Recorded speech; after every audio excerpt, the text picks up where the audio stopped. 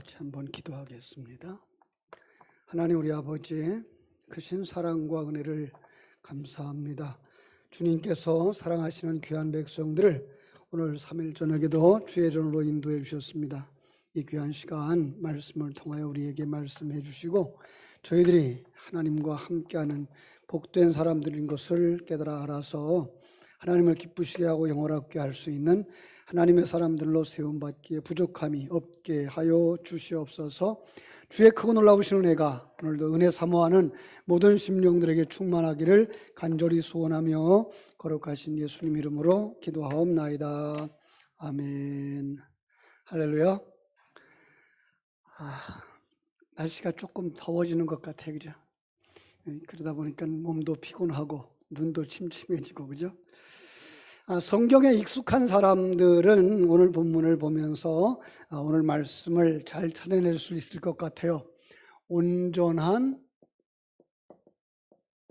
마음을 지키라. 이렇게 되어 있죠. 근데 오늘 본문이 그렇게 쉬운 본문은 아니에요. 또 내용도 그렇게 많이 알려진 내용이 아니에요. 그래서 간단하게 개요를 설명하고 거기다 조금 더 붙여서 정말 우리가 온전한 마음을 지켜야 되겠다라는 생각을 한번 해보게 됩니다. 그동안 우리는 이제 그 다윗 왕과 솔로몬 왕을 통해서 많은 교훈들을 받았어요. 특별히 요 몇 주 전부터는 이제 솔로몬의 이야기를 하면서 우리가 솔로몬을 통해 하나님이 일하신 것을 보여주셨죠. 여러분, 설교 속에서 솔로몬은 어떤 사람으로 생각하고 계셔요? 솔로몬 그럴 때 지혜자라, 지혜자라고 말할 수 있죠. 그죠? 이스라엘 왕국의 3대 왕, 3대째 왕이죠. 이스라엘의 3대째 왕이었고요. 그죠? 아주 지혜로운 사람이었고요. 기원전 970년부터 930년까지 약 40년 동안 이스라엘 왕국을 다스린 나라, 그런 왕. 이스라엘의 전성기를 이끌었다라고 말할 수 있어요. 굉장히 화려한 전력을 가지고 있죠. 성전을 건축하신 분이죠. 성전을 건축하신 분이기도 하고요. 그죠? 국내외로 교제를 잘 하면서 통상을 잘해서 솔로몬의 영화라고 하는 칭송을 받을 수 있을 정도로 화려한 왕이었죠. 그런가 하면 성전을 건축하고 또 뭐가 생각나요? 일천번제. 그리고 하나님 앞에 기도의 응답을 받았던 아주 대단한 사람으로 우리가 알려져 있어요. 그렇죠? 그의 생애에 하나님께서 전무후무한 복을 주시겠다라고 약속했던 것 잘 알고 있죠. 그는 아주 지혜가 뛰어났고 문학에도 뛰어나서 이스라엘 문학의 시조라고 일컬어지기도 하고요. 잠언서도 이렇게 남겨놨고요. 시편에도 그의 시가 몇 편 있고 그런가 하면 전도서도 그의 작품이 아니겠느냐라고 학자들이 말하고 있죠. 그죠? 안타까운 것은 이렇게 화려했던 솔로몬이 성전을 건축하고 왕궁을 건축하면서 점점 쇠퇴합니다. 안타깝죠. 그죠? 그의 아름다운 모습이 끝까지 갔으면 얼마나 좋겠어요. 그런데 그가 참 아름다웠던 그의 삶을 뒤로 하고 점점 쇠퇴해져 갑니다. 처음에는 하나님을 온전한 마음으로 따랐고요. 그러나 시간이 점점 흐를수록 죄를 짓기 시작합니다. 하나님이 명령했던 부분들을 잘 지키지 못하고가 있어요. 참 하나님의 말씀을 온전하게 지키지 못하고 있는 이런 모습을 우리가 보게 됩니다. 하나님이 이 솔로몬에게 그런 얘기에서 왕이 되어지면 뭐 하라 그랬을까요? 왕이 되어지면 참 여러 가지 하지 말아야 될 것들이 있었어요. 그죠? 그런데 불구하고 아내도 아내 두고 군사도 많이 두고 은과 금도 많이 쌓고 말을 많이 두고 말을 많이 두기 위해서 어디로 가서 가져와요? 애굽에 내려가서 가져오는 이런 일을 한 거예요. 그죠? 솔로몬 성전 건축에 최선을 하기보다 그 후에 지었던 왕궁을 건축하는 데 더 많은 정력을 쏟는 사람. 그러면서부터 백성의 신임을 잃게 됩니다. 그러니까 성전을 건축할 때까지만 해도 이 성전을 건축할 때까지만 해도 하나님 중심의 사람이 왕국이 아니라 왕궁이네. 그죠? 왕궁을 건축하면서부터 이 나 중심의 사람으로 바뀌어져 가는 이런 그림을 그려요. 제가 구원론의 한 단락 한 단락을 끊을 때는 솔로몬을 가서 솔로몬의 성전 건축까지를 구원론의 한 단락으로 보거든요. 그리고 나면 뭐예요? 타락하고 있는 모습이에요. 타락한 모습. 마치 사사기가 시작되어지는 그런 모습과도 같은 거고요. 신약으로 오면 암흑기가 시작되는 것과 같은 시기가 시작되는 그런 그림인데 그때의 특징이 뭐예요? 말씀을 지키지 않는 거예요. 말씀을 소홀히 여기는 거죠. 안타깝죠. 그죠? 자, 그러자 하나님이 그 다윗에게 하신 약속이 있어요. 나라를 지켜주겠다. 너의 대가 끊어지지 아니하겠다. 너를 통해서 왕궁의 왕들이 계속 이어지게 하겠다. 그런데 그것 때문에 하나님이 어디까지 이어가는가 하면은 솔로몬의 시대까지는 가요. 근데 솔로몬 다음 세대에 나라가 분열되죠. 안타까운 거죠. 나라가 남쪽 유다와 북쪽 이스라엘로 갈려지게 되는 거예요. 그죠? 북쪽 이스라엘은요, 완전히 불신자의 모습으로 돌아가 버리고요. 남쪽 유다는 하나님의 언약을 붙잡은 사람들, 하나님의 백성의 모습, 그러나 범죄한 하나님의 백성들의 모습으로 그려져 가요. 그래서 하나님은 자기 백성을 끝까지 사랑하신다라는 말씀을 이어가기 위해서 포로로 잡혀가게 할지언정 그들을 멸망시키지는 않아요. 그리고 포로로 잡혀갔다가 그들이 회개하게 되면, 그죠? 하나님께서 그들을 회개시켜서라고 말하는 게 더 낫겠죠? 회개시켜서 다시 돌아오게 함으로써 다시 돌아와서 성전을 건축하는 걸로 그 구원론의 한 그림도 끝나는 거예요. 자, 오늘 본문은 참 역대하 11장에서 왕국이 분열되어지지만 르호보암이 하나님의 말씀에 순종하면서 지혜로운 정치를 했다라고 하는 것으로 나와요. 그래서 그 분열되어진 남쪽 유다의 르호보암이 왕이 되어지는데 르호보암 역시 처음에는 어떻게 해요? 말씀에 순종하는 사람으로 말씀을 지키는 사람으로 등장을 하는 모습을 그릴 수가 있어요. 그런데 12장으로 넘어가면서부터 안타깝게도 르호보암의 후기 생애를 다루는데 하나님이 은혜로 남유다가 빠르게 성장하고 안정을 찾아가요. 이때 말씀에 순종할 때 이때에 하나님이 어떻게 하셔요? 안정을 시켜주셔요. 나라를 안정시켜주세요. 나라가 분열되었지만은 남쪽 유다도 잘 이제 자리를 잡아가게 되는 거죠. 자신감을 되찾은 르호보암은 전국에 견고한 요새들을 세워서 자신의 통치권을 더 막강하게 만들어요. 자, 그런데 이게 비극의 시작이에요. 어려울 때는 하나님의 도움을 구하면서 주님께 엎드렸던 르호보암이 나라가 강해지자 그 나라 강해진 것이 자기 힘으로 된 것이라고 생각하고 하나님의 말씀을 버리고 마는 거예요. 우리 대한민국이 이렇게 되지 않기를 바라고 있는데, 그죠? 우리가 걸어온 길 6.25 이후에 폐허가 되어졌다가 아주 짧은 기간 동안에 70년 되는 이 기간 동안에 경제적 발전을 가져오고 안정화되어지고 세계적인 나라로 이렇게 발돋움해 가는 이 과정 속에서 이게 하나님의 은혜야를 잃어버리고 이게 우리가 잘한 줄 알고 있는 거예요.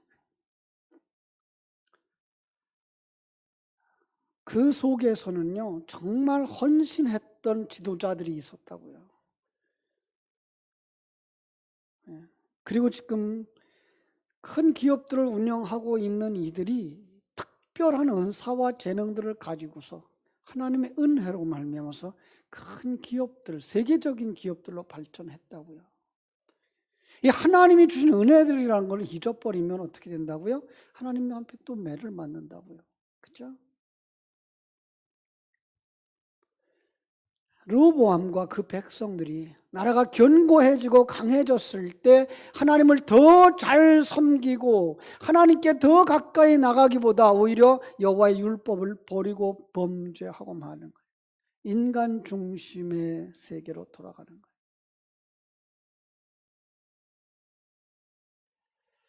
지금 가끔 그런 걱정들을 해요. 지금 정치하고 있는 사람들의 생각들이 그런 생각들을 하고 있는 건 아닌가. 누구라도 그렇게 됐을 거야. 이런 생각을 가지고 있는 건 아닐까. 앞에서 희생적이었던 우리 선배들의 그 헌신과 노력, 거기에 부어진 하나님의 은혜를 망각한 채로 그냥 다 될 수 있을 거야. 그냥 가면 되는 거야. 이대로 가면 되는 거야. 라는 생각을 가지고 있는 것은 아닐까. 5절 한번 읽어보시겠습니다. 5절. 그때에 유다 방백들이 시삭의 일로 예루살렘에 모였는데 선지자 스마야가 르호보암과 방백들에게 나와 이르되 여호와께서 이같이 말씀하시기를 너희가 나를 버렸으므로 나도 너희를 버려 시삭의 손에 넘겼노라 하셨다 한지라. 너희가 나를 버렸기에 나도 너희를 버리겠다. 아주 무서운 말씀이죠. 그렇죠? 하나님의 말씀을 버린 것이 하나님을 버린 거라는 사실이에요. 여러분, 하나님의 버림을 받으면 어떤 결과가 빚어질까요? 우리는 성경 속에서 여러 군데 찾아볼 수 있어요. 그죠? 창세기에 홍수 심판이 나오죠. 그죠?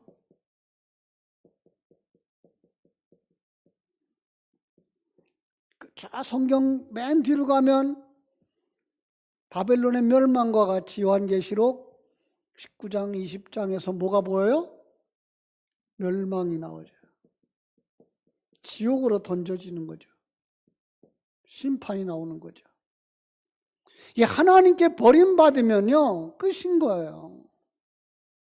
그런데 이 세상을 살아가는 사람들이 그걸 모르는 거예요. 아니, 성도라고 하는 이름을 가진 성도들조차 하나님 앞에 진노를 당한다면, 하나님이 심판하신다면 어떤 결과가 주어질까에 대한 두려움이 없는 거예요.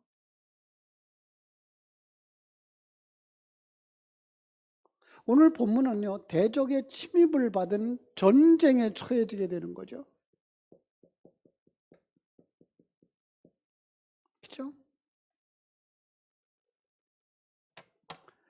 르호보암이, 유다 백성이 범죄하자 하나님은 애굽 왕 시삭을 보내서 예루살렘을 침략하는 거예요.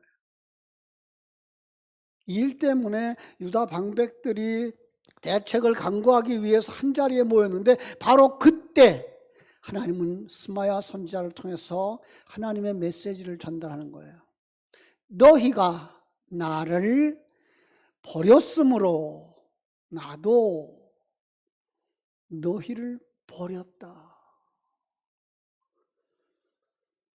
여러분, 애굽 왕 시삭이 침입한 그 이야기를 하면서 그건 유다가 군대가 약하기 때문에 그런 거야 라고 말하거나 애굽의 군대가 강해서 그런 거야 라고 말하지 아니하고 하나님이 버렸기 때문이야 라고 말하고 있는 거예요. 왜 하나님이 버렸어요? 너희들이 하나님을 버렸기 때문에. 여러분, 이것이 우리에게 주어지는 아주 중요한 메시지가 여기 들어있어요. 예수님 당시에도 사람들이 그랬어요. 우린 말씀을 가졌어요. 우리는 하나님의 택한 백성이에요. 성전도 있어요. 우리 여호와의 그 율법도 있어요. 그걸 다 지키고 있어요. 그런데 실상은 어땠어요? 하나님을 떠났어요. 오늘 우리 이 땅에 있는 성도들, 이 지금 21세기, 22세기를 살아가는 우리 성도들이 자기는 하나님을 믿는 백성이라고 입으로 고백을 해요. 자기는 하나님과 함께 산다고 말하고 있어요. 그런데 그들 속에 하나님의 생명이 없고 그들 속에 하나님의 말씀이 없어. 오늘 이 시대를 살아가는 소위 크리스찬이라고 말하고 교회 다닌다고 말하고 있는 사람들이 마음속에 하나님의 생명이 없고 하나님의 말씀이 없는 거예요. 하나님의 진노가 우리에게 임할까 심히 두려운 거죠. 자, 한번 6절, 7절 다시 한번 읽어볼까요?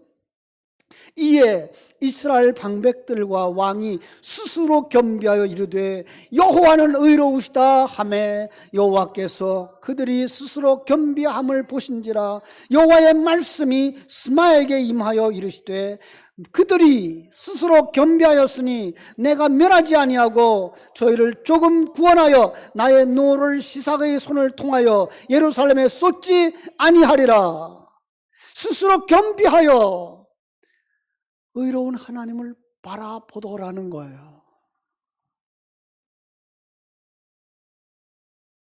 요나가 니느웨에 가서 3일 동안의 길을 걸어가면서 40일 후면 이 땅에 심판이 옵니다 라고 외쳤더니 그들이 금식하며 하나님 앞에 회개하고 돌아오는 것처럼 말해요. 자신의 잘못을 뉘우치고 겸비한 자세로 하나님께로 나오더라는 거죠.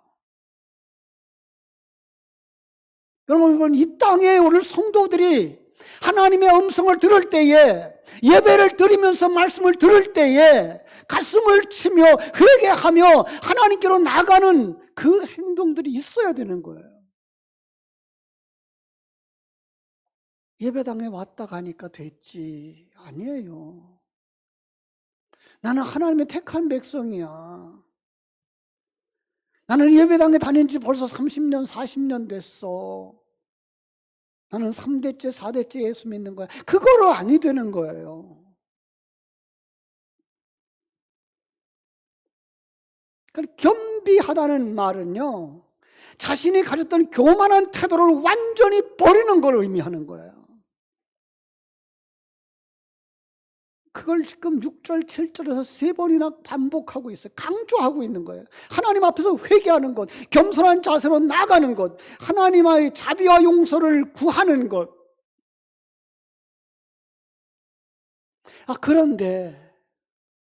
그런데도 불구하고 애굽 군대가 즉시로 떠나지 않겠대요.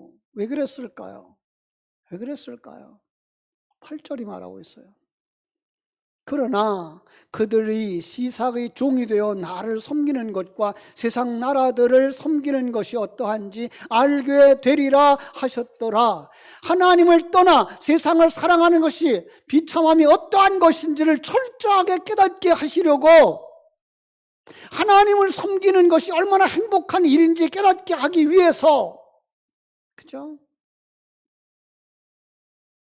그들이 자유를 잃고 풍요를 잃고 고통을 당해봄으로써 하나님 주신 평안이 얼마나 행복한 것인지를 깨닫게 하려고 하셨다라는 거예요. 마치 탕자에게 하나님 아버지께서 허락을 해요. 아버지 품을 떠나요. 그러면 어떻게 될 건지 다 알아요. 돼지 우리간에 가서 살게 되는 거 알아요. 돼지 먹는 주염 열매로 배를 채우게 될 거 알아요. 그래 봐야 뭐 한다고요? 아버지와 함께 사는 행복을 알게 될 거라는 것을 하나님이 아셨다는 거죠. 르호보암 왕과 방백들 할 말을 잃었을 거예요. 하나님을 버린 자들, 하나님의 말씀을 거절한 자들, 하나님의 뜻과 하나님의 계획과 관계없이 세상적인 생각, 세상적인 가치관을 가지고 잠깐 주어진 이 세상에 그 행복을 추구하며 비교 경쟁 속에서 우월주의에 빠지고 살았던 그들, 이제 전쟁에 패하고 피지배자의 삶을 살면서 그것이 얼마나 비참한 것이며 그것이 얼마나 행복한 것인지를 철저하게 깨닫기 원하셨던 거예요. 여러분, 하나님은 우리에게 이 땅에 살아가는 동안에 이런 경험들을 수없이 많이 겪도록 하신다고요. 하루에도 일어나고 1년 속에서도 일어나고 여러분의 일생 속에서도 일어나고, 그 속에서 무엇을 깨닫게 하시려고요? 죄가 무엇인지 깨닫게 하시고, 그리고 복이 무엇인지 깨닫게 하시려고, 그리고 하나님 나라를 소망하며 살아가게 하시려고, 그리고 하나님의 말씀을 온전히 지키는 자로 세워가시려고 수많은 경험들을 허락하시는 거예요. 여러분, 여러분의 일생 속에서 하나님이 여러분을 평가할 때 여러분은 어떤 평가를 받기를 원하십니까? 여기 르호보암을 평가했던 하나님의 평가를 한번 보겠습니다. 13절, 14절 볼까요? 조금 본문을 지나갔어요. 본래 본문이 16절까지라서.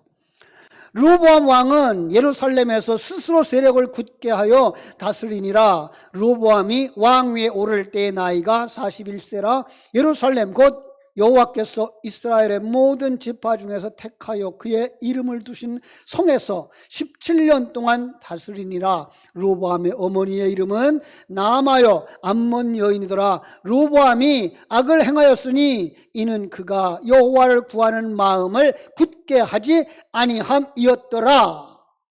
그는 스스로 세력을 굳게 하여 다스리는 왕이라고 말하고 있어요. 13절.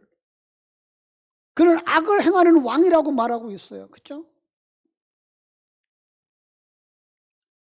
그는 여호와를 구하는 마음을 굳게 하지 아니하였다고요. 참으로 안타까운 일이 아닐 수가 없습니다. 그런데 우리의 모습은 어떠한가요?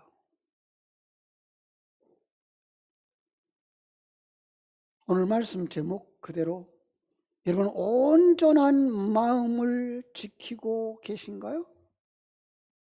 온전한 마음을 지킨다는 말이 무엇일까? 그래서 이 본문에 나오는 그 병행 구절을 한번 찾아봤어요. 역대하 25장 2절이거든요. 거기에서 보니까 아마샤가 여호와께서 보시기에 정직하게 행하기는 하였으나 온전한 마음으로 행하지 아니하였더라. 그리고 그 병행 구절 열왕기하 14장 3절 4절에 자세히 기록을 했더라고요. 아마샤가 여호와 보시기에 정직히 행하였으나 그의 조상 다윗과 같지는 아니하였으며 그의 아버지 요아스가 행한 대로 다 행하였어도 오직 산당들을 제거하지 아니하였으므로 백성이 여전히 산당에서 제사를 드리며 분향하였더라. 세번역 성경은요, 그는 주께서 보시기에 올바른 일을 행하였으나 마음을 다하여 하지는 않았다, 이렇게 표현하고 있어요. 설명이 됩니까? 무엇이 온전한 마음으로 행한 것인지, 무엇이 온전한 마음으로 행하지 아니한 것인지. 신약에서 한 군데 찾아볼게요. 우리 한번 찾아볼까요? 한번 누가복음 10장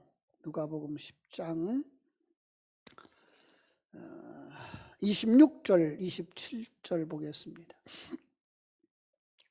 누가복음 10장 26절 27절 찾았으면 같이 읽어요. 예수께서 이르시되 율법에 무엇이라 기록되었으며 내가 어떻게 읽느냐? 대답하여 이르되 내 마음을 다하며 목숨을 다하며 힘을 다하며 뜻을 다하여 주 너의 하나님을 사랑하고 또한 내 이웃을 내 자신과 같이 사랑하라 하였나이다. 여기 나오잖아요. 어떻게 했다고요? 네 마음을 다하며 목숨을 다하며 힘을 다하며 뜻을 다하여 주 너의 하나님을 사랑하라. 이게 뭐예요? 온전한 마음이라는, 온전한 마음.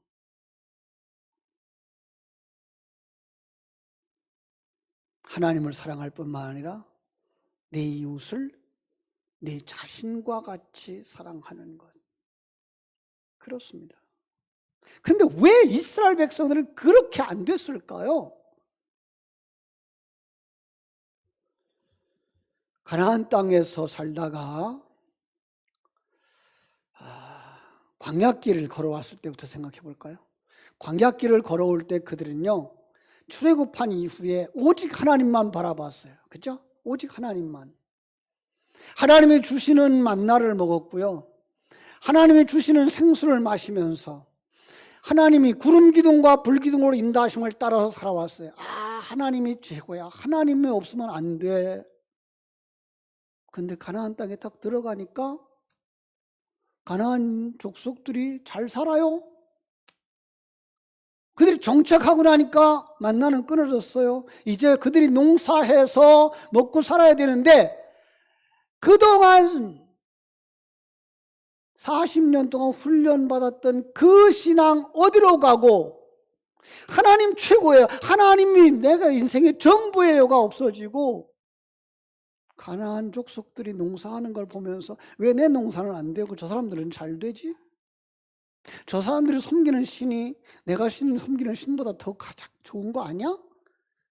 그래서 하나님을 옆에 두고 그들이 섬기는 신을 가져옵니다. 이거예요. 하나님 버리지 않았어요. 제사 안 버렸어요. 절기 안 버렸어요. 율법 안 버렸. 그런데 그들 마음속에 뭐가 하나 들어와 있어요? 우상이 들어왔어요. 하나님 중심의 인생들이 나 중심의 생각들이 들어오기 시작한 거예요. 이게 뭐예요? 이게 온전한 마음이 아닌 거예요. 그렇죠? 이제 우리에게 적용시켜야 되죠. 우리는 정말 하나님 중심의 사람, 온전한 마음으로 하나님을 사랑하며 온전한 마음으로 신앙생활을 하고 있는 사람인가? 가난할 때나 부할 때나 동일한 마음으로 하나님께 엎드리는가? 코로나19라고 하는 상황, 그 속에서 여전히 예전과 같이 다니엘과 같이 포로로 잡혀간 그 상황 속에서도 예루살렘을 향하여서 창문을 열고 매일과 같이 하루 3번씩 기도했던 그 신앙을 지키는가? 우리는 그렇게 하고 있는가? 시종여일한 신앙생활을 하고 있는가? 온전한 마음으로 예배하는 신앙생활을 하고 있는가? 로보암은 모든 것이 평화롭고 강하고 안전할 때 그는 교만하고 말았습니다. 결국 그 인생 성경 저자는 부정적으로 평가했습니다. 여러분과 내 모습을 우리 하나님이 평가하실 때 어떻게 평가하실까요? 하나님을 온전히 섬기지 못하고 세상을 사랑하는 순간 인생이 얼마나 비참해질 수 있는지 오늘 본문을 통해서, 더 나아가서 이스라엘 백성들의 패배를 통해서 배웠으면 좋겠습니다. 그리고 신명기 6장 5절 말씀처럼 너는 마음을 다하고 뜻을 다하고 힘을 다하여 네 하나님 여호와를 사랑하라. 이 말씀을 기억하면서 여러분의 신앙을 다시 한번 북돋아, 그죠? 과거에 심지 곁에 있었던 끓음을 다 털어내고 심지를 돋우어서 불을 붙였던 것처럼 우리의 신앙을 다시 불 붙이는 기회가 되어지기를 주님의 이름으로 축원합니다. 기도하겠습니다. 하나님 우리 아버지 크신 은혜와 사랑을 감사하고 감사합니다. 우리가 지금 어려움의 때를 만났습니다. 이스라엘 백성들이 참으로 어려움을 만났던 것처럼 아버지 하나님이여, 이 어려움 속에서 르호보암이 그리고 이스라엘 백성들이 참 하나님 앞에 회개하고 겸비하였던 것처럼 오늘 성도들이 온전한 마음으로 주님께 돌아올 수 있도록 축복하여 주시옵소서. 아니, 내가 지금 온전한 마음으로 신앙을 지키고 있는가를 점검해 보는 시간들이 되게 해주시고, 그렇게 사는 사람들의 결과와 그렇게 살지 못하는 사람들의 결과가 무엇인지 분별하면서 이렇게 살아서는 아니게 되겠다라고 결단하며 하나님 앞에 나아가서 정말 온전한 마음으로 하나님을 사랑할 수 있는 자 되도록 하나님 신앙의 심지를 돋우게 하여 주시옵소서. 예수님 거룩하신 이름으로 기도하옵나이다. 아멘.